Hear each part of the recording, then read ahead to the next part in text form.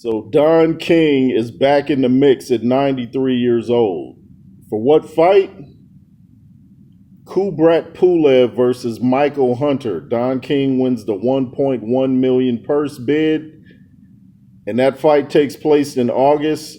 I don't know where, but it's cool to see this fight. It's an interesting fight. You know, Michael Hunter's kind of been on the back burner for years, and he's a fighter that's kind of tricky, and nobody's really eager to fight him. You know, he handed Martin Bacoli his first loss as a pro, and he's a tricky guy. I thought Kubrat Pulev was kind of on his last leg when AJ not only beat him up but roughed him up. You know, had the dude turn his back on the on the ropes in the corner. He turned away like he didn't know how to defend himself. And sometimes fights even get stopped if you turn your back because you're showing that you can't defend yourself. But the fight continued, and AJ made him pay for it. But I kind of thought Kubrat Pulev was kind of on his last leg, like I said, during that fight. But I saw him after that. I forget the league, but the ring was like, instead of a square, it was a triangle, and he fought former UFC fighter Frank Mir and just blasted him quickly. So that made him look great. But anytime boxers fight MMA guys, it usually goes pretty fast in favor of the boxer, except for Tyson Fury and Francis Ngannou. But I want to see this fight, and I want to see who pulls it out. The other week I did a video about who are my three picks for mentally tough fighters, and someone in my comments said Kubrat Pulev. I was like, Pulev? Like, where are you getting that? He explained why, but that threw me off because I named Usyk, Terrence Crawford, and Chris Eubank Jr. So when the dude in my comments said, like I said, Kubrat Pulev, I was like, huh?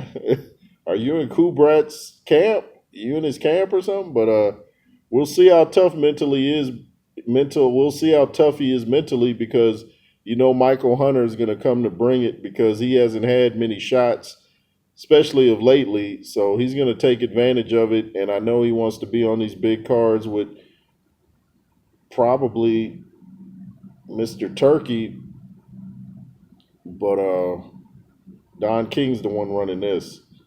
You guys ever see that old HBO movie Only in America where Ving Rhames played Don King?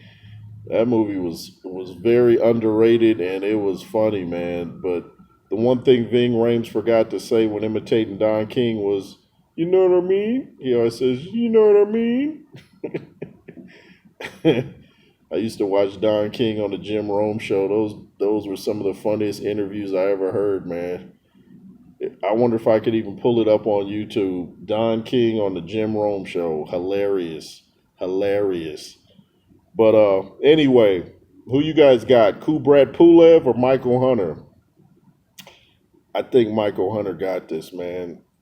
I think Kubrat Pulev's better days are behind him despite that win over Frank Mir a couple years ago. Fighting an MMA guy is nothing like fighting a seasoned guy like Michael Hunter. And if Michael Hunter can beat up a big guy like Bacoli, then I don't really see what Kubrat Pulev can do to him. Pulev's kind of tricky. He has kind of a herky-jerky style at times, but I don't think it's going to present a problem for Michael Hunter. I just don't. In fact, I think Pulev might get stopped late, maybe around rounds 11 or maybe the last round, round 12. I think he'll get stopped. But it's exciting to see Don King back in heavyweight boxing. He's still going at it and still got the hair going. And I thought Don King used to put together some of the best cards in boxing and some of the funniest press conferences ever. So it's great to see Don King. He and Bob Arum, man, it's like they just ain't quitting. They obviously really love the sport.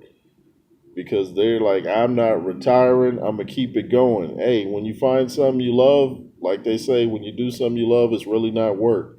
So shout out to Don King, DK Promotions. Anyway, it's the J Roos Theory, the backup platform in WJ. The Instagram is the J Roos Theory. And the Cash App, $J Roos 33. LSR forever. And be fearless. Yay, yay, yay.